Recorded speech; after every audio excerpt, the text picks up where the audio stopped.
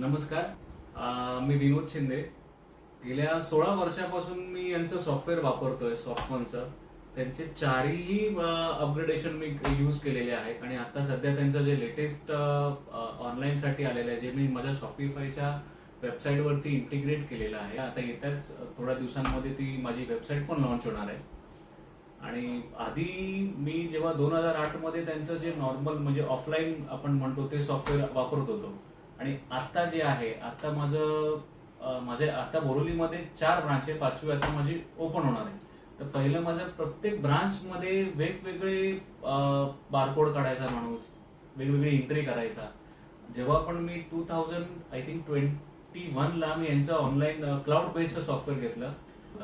आता तेच काम माझं क्लाउड बेसमुळे इतकं कमी झालंय की सेंट्रलाइज झालेलं आहे आणि एकाच ठिकाणी हेड ऑफिसवरून सगळे ट्रान्सफर होतात आणि सगळं काम एकाच ठिकाणी होतं. आता चारही ठिकाणी चारही माणसं बिझी नाही होत की प्रत्येक ठिकाणी बारकोड काढला जाईल किंवा त्याची एंट्री केली जाईल.